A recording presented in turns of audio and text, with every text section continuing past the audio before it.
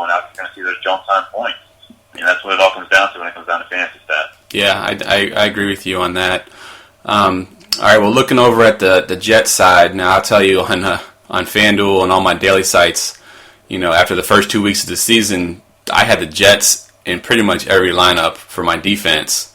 And I was a little bit wrong because Philadelphia just kind of did their thing against the Jets. Is the Jets defense not as good as we thought after the first 2 weeks? I mean, they had 10 turnovers in the first 2 weeks of the season. I thought, they shut down, the Colts, and, I thought for sure that they'd be able to shut down Philadelphia. But you think they're just not as good as we thought they were, or you think it was just an off game? I think we should in all honesty, I think we should just be a little easy on them. Like I said, it's still early in the season. I think this week will actually be the week that we'll find out how good the Jets defense really is, because, you got a turnover-happy Tannehill that's going against you. So I think we'll really find their true colors. We'll get a good feel of them this week. The way the Dolphins have been playing, turning the ball over like we mentioned earlier, if the Jets can't capitalize on that, then we'll kind of have a better idea. But, you've got one guy on there that's a complete all-star that could cause turnovers every play if he wanted with Revis. So I think it's way too early to give up on the Jets D right now. So yeah, you got to see how they react. Yeah, I definitely agree on that. I know the Eagles, of course, had 2 bad first weeks, but they were expected to be a good offense. So I'm not ready to discount the Jets defense quite yet. So now looking at the offensive side of the ball for the Jets, Chris Ivory, going into last week said he was going to play. And then he ultimately sat out. He said that if they needed him to play, he could have gone in. Now, Chris Ivory, of course, the knock on him has always been he's injured, all the time. He seems to always be injured. Are we worried about, if we're an Ivory owner, worried about going forward in the season about him being injured? And is Bilal Powell the running back you want to own behind Ivory? Yeah, I'm completely worried because I'm actually an Ivory owner. In about 5 of my leagues, I own him in 3. And, it's costing me. It's costing me a lot of points because it's funny because, not this past week, the week before that, when Ivory was still hurt, I was told, start Powell. He's going to start.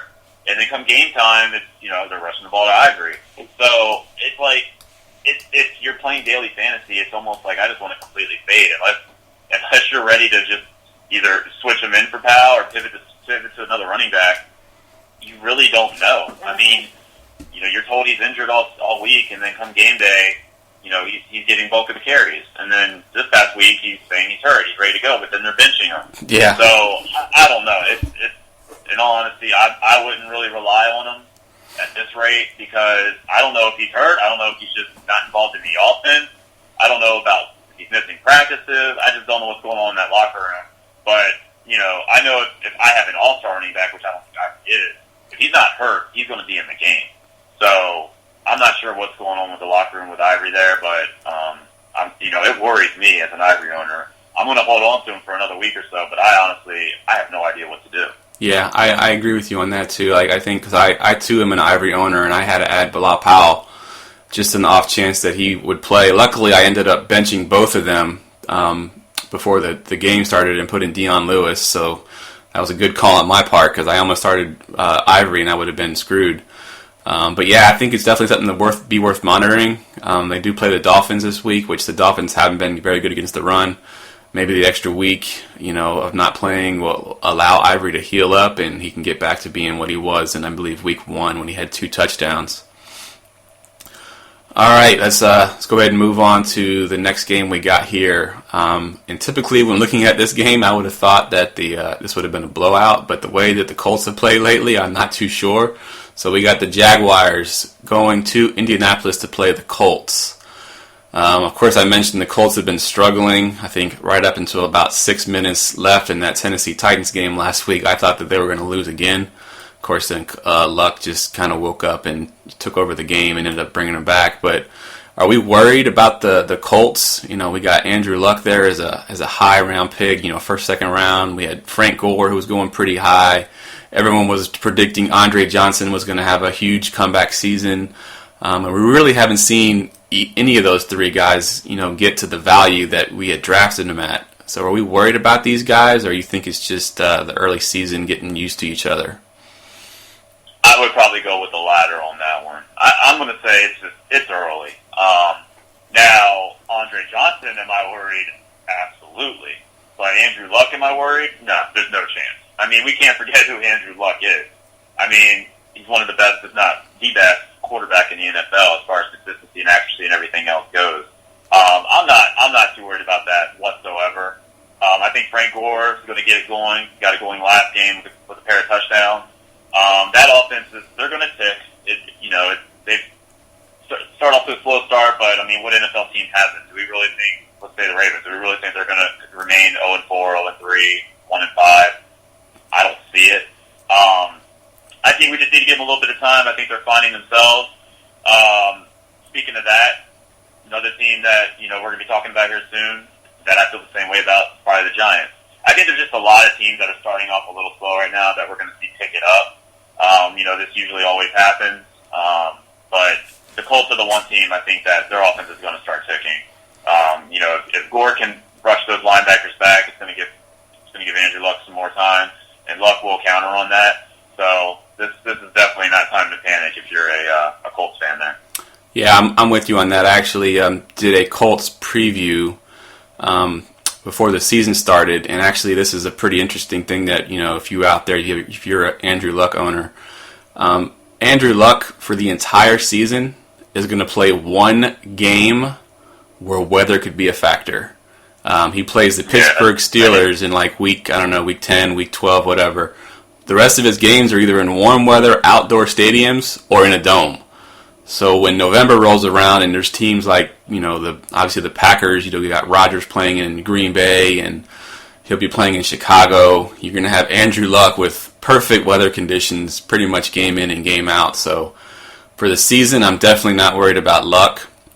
There's one stat that I wanted to bring up that I thought was interesting. Everyone gives Jay Cutler, a hard time for being a turnover machine.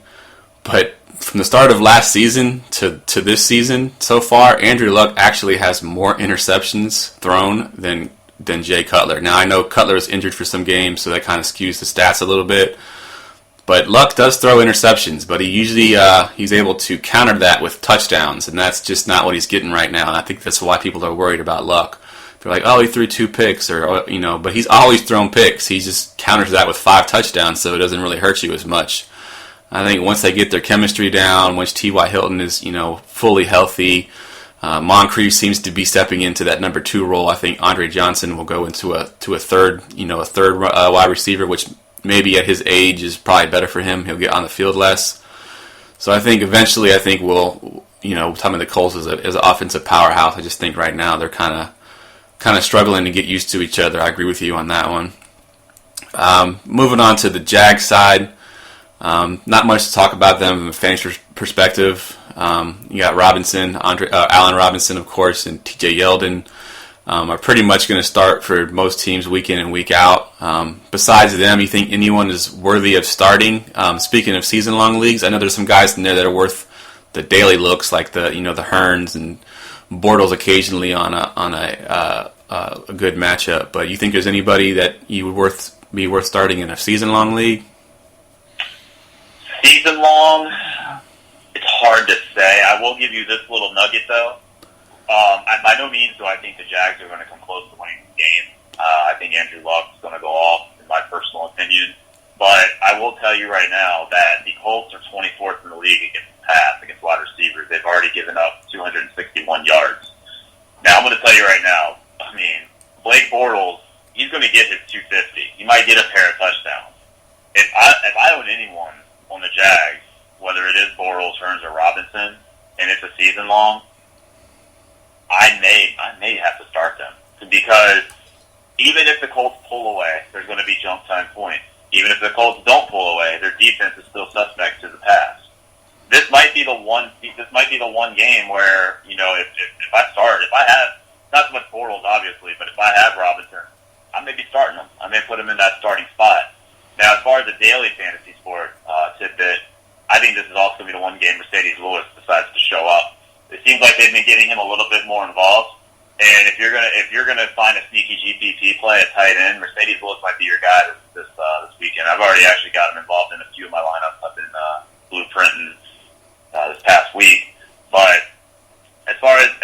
season long, I would maybe look at Robinson. As far as the daily, I mean, I'm probably going to have Bortles in a few of my lineups.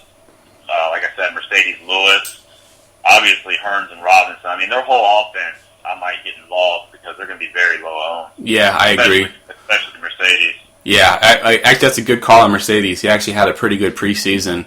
And Julius Thomas, last I checked, is still not expected to come back. And I think even when he comes back, I think with the protection issues that the Jaguars have, they may have to run a lot of two tight end sets. So Mercedes Lewis will still be on the field. So yeah, good call on Mercedes Lewis. And you're right, there's going to be junk time points. And if there's not junk time points, they're still going to be throwing the ball. So I think that's a good call on the wide receivers there, and definitely a good matchup with the Colts. All right, we're moving on to the Giants and Bills, and you kind of brought up earlier about you think that the Giants are just struggling early on here. Of course, they beat your Redskins, your beloved Redskins, on Thursday night. But yeah, I'd rather not talk about that. Hey, wait till we get to the 49ers, man. It's worse for us, trust me. Feel your pain. So Ruben Randle had a huge game. You think this is going to be the norm going forward, or you think this is just a product of game flow, or the Redskins secondary just being banged up with your boy, whose name escapes me right now? Who's your cornerback that went out?